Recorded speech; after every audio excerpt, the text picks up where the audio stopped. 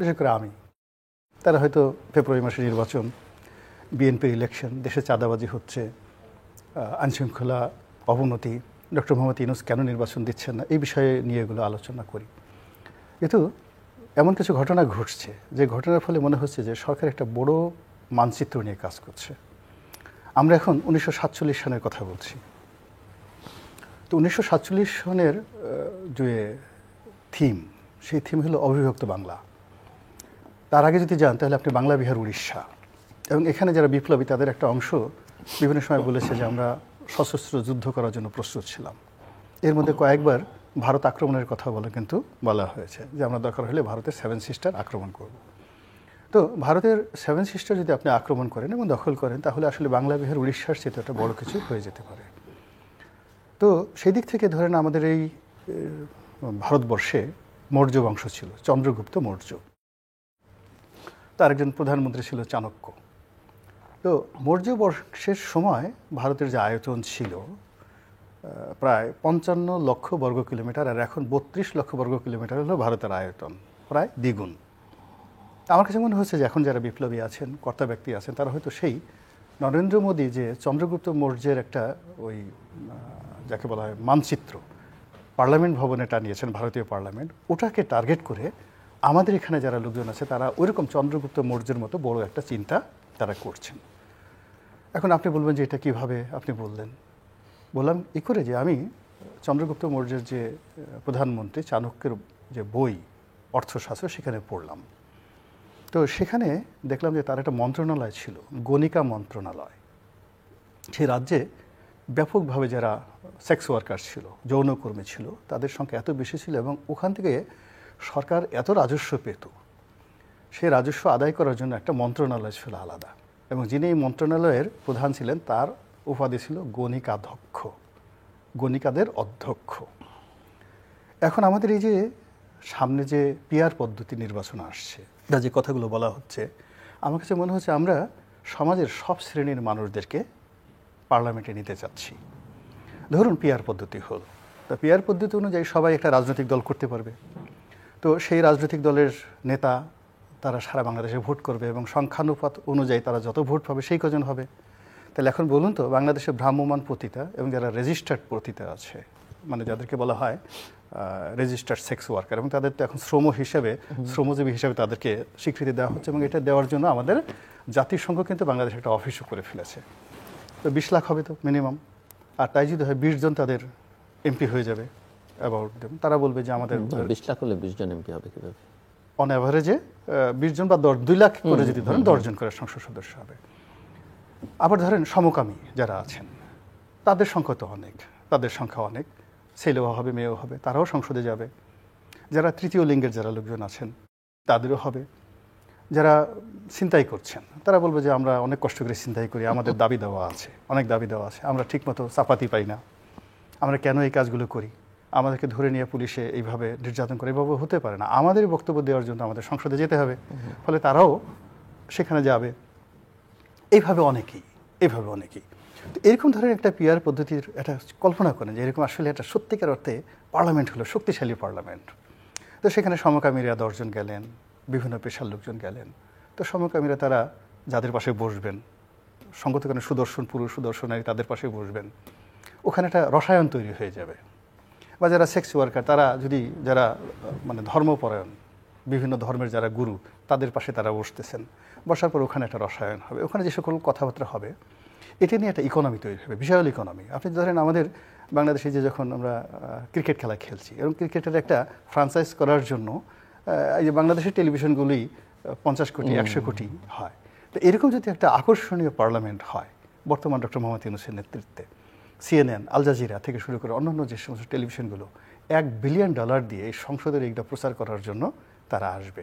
তো এরকম একটা ইকোনমিক ভবিষ্যৎ নিয়ে এই সরকার যে এগুচ্ছে, হ্যাঁ, সেই এগুলোর কাছে গিয়ে আমরা যারা এই বিরাট প্রকল্প, তাদের যে বিরাট প্রকল্প, চন্দ্রগুপ্ত মৌর্যের সেই মানচিত্র, বাংলা, বিহার, উড়িষ্যার সেই ইতিহাস, এবং এই বাংলাদেশের সকল শ্রেণী পেশার মানুষজন তাদেরকে পার্লামেন্টে নেওয়ার যে একটা মাস্টার প্ল্যান আমরা দেখতে পাচ্ছি, এবং এর মধ্যে অনেক সুন্দর সুন্দর ঘটনা ঘটবে। ধরেন হুজুরেরা যারা আছেন বা সন্ন্যাসীরা যারা আছেন বিভিন্ন জায়গায় তারা কীর্তন করেন বা ওয়াজ মাহফিল করেন, কিন্তু তারা তো সত্যিকার অর্থে একজন এই যে সমাজে যারা তৃতীয় লিঙ্গের মানুষ, তো তাদের কষ্ট তো তারা বুঝেন না, বা সমাজে যারা সেক্স ওয়ার্কার আছে তাদের কষ্ট বুঝেন। এখন পাশাপাশি বসে তারা যদি এই কষ্টগুলো বলেন, হুজুর আপনি তো আমাদের কথাটা একটু ওয়াজে বলেন, আমরা এই যে রাস্তায় আমাদের যে কষ্টগুলো হয় এগুলো একটু বলেন, আপনাদের সামর্থ্যগুলো দরকার।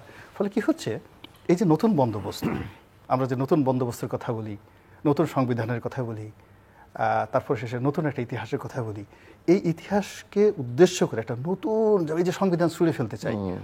আমি যে কথাগুলো বললাম, আপনি দেখেন এই গত কয়েক মাসে যা কিছু হচ্ছে আপনি এগুলো অস্বীকার করতে পারবেন না। এখন এই বর্তমান সংবিধানের মধ্যে তো আপনি এই জিনিসগুলো ঢুকাতে পারবেন না, কোনো অবস্থাতেই এই জায়গাতে আপনি ঢুকাতে পারবেন না।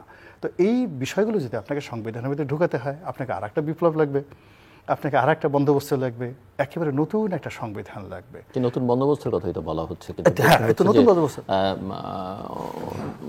মঞ্জুরুল ইসলাম যেরকম আশাবাদী যে ফেব্রুয়ারি মাসে নির্বাচন হতে হবে, এর বাইরে গেলে অন্যরকম সমস্যা হবে, আপনি সেটা দেখেন কি না? না না না, আমি সেটা দেখি না। আমি সেটা দেখি না এই কারণে, শুনুন, প্রত্যেকটা মানুষের যখন ভয় পায় তখন তার ভিতরে একটা অভিব্যক্তি দেখা যায়। যেমন আমরা শেখ হাসিনাকে আয়রন লেডি বলেছি সবাই। উনি তো ওনার পত্রিকায় 2010 সাল থেকে আমি লিখছি, তো 10 সাল থেকে লিখছি।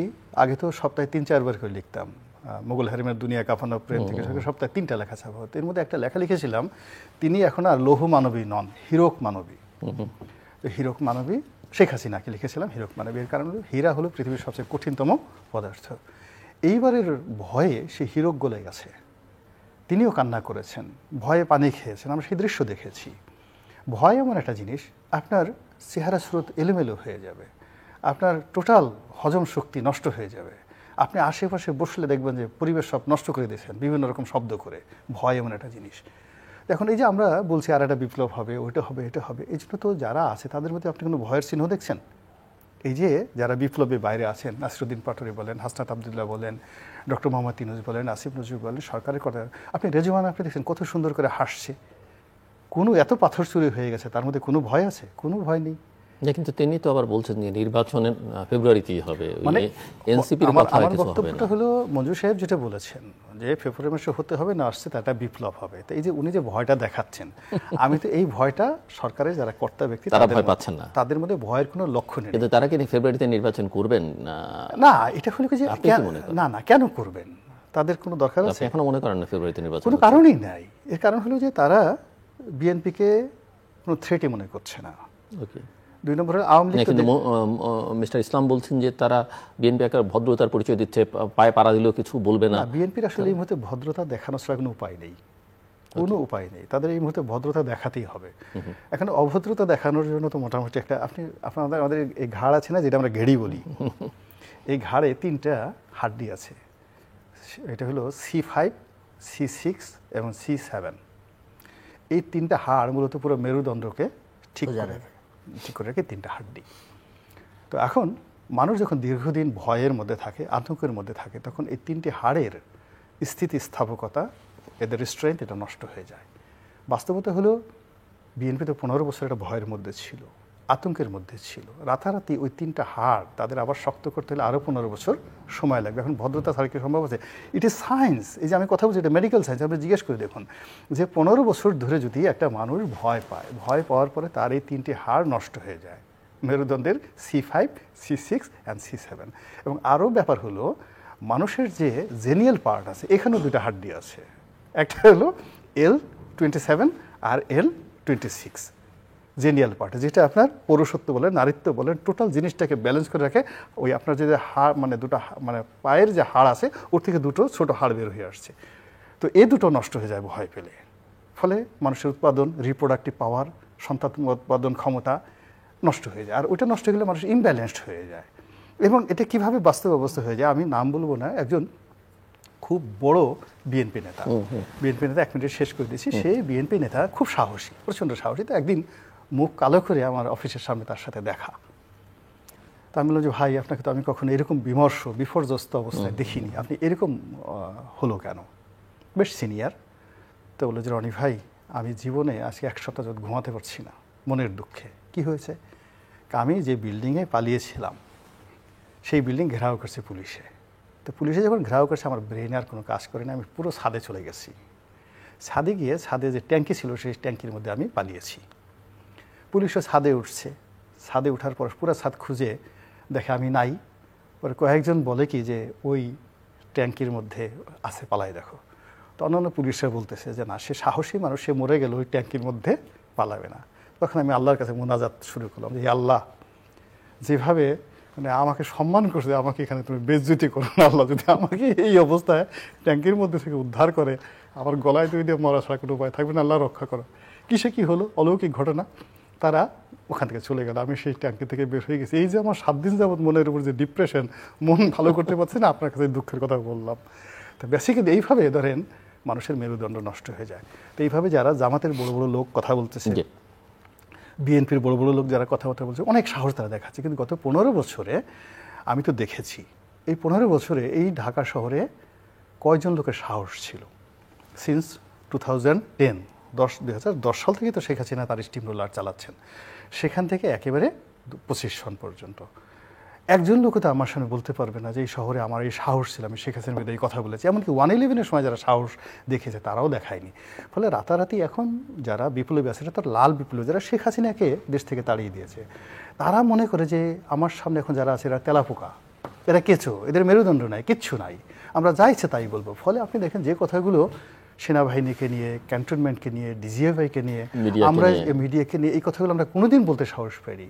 একটা মিডিয়ার ছোট পত্রিকা, বাংলাদেশ প্রতিদিন তো অনেক বড় পত্রিকা, ওপেন টি বাস্কোপ পত্রিকা সাংবাদিক একটা ক্যামেরা নিয়ে আসলো, আমরা ভয় তার সাথে কথা বলতাম না। এখন কি হচ্ছে, এখন যে কিছু হচ্ছে, কে মিডিয়ার মালিক, কে সাংবাদিক, কে ডিজিএফআই ডিরেক্টর, কেই আমরা কাউকে পাত্তা দিচ্ছে না এই যুবকেরা। ফলে আমরা তাদের কাছ থেকে আশা করছি যে তারা আমাদের ভয়ে, জনগণের ভয়ে তারা যাকে বলা হয় একটা নির্বাচন দিয়ে দেবে। আমরা এখনো পর্যন্ত যদি এই বোকার স্বর্গে থাকি, আমাদেরকে বিশ্বাস করেন আরও অনেক দিন ভুগতে হবে। আমরা এই যে তাদেরকে এখন ওজন করতে পারতেছি না যে দেয়ার কি, তারা নিজেদেরকে নেপোলিয়ন বোনাপার্ট মনে করে, তারা জুলিয়াস সিজার মনে করে, এটা বুঝতে হবে। মঞ্জুর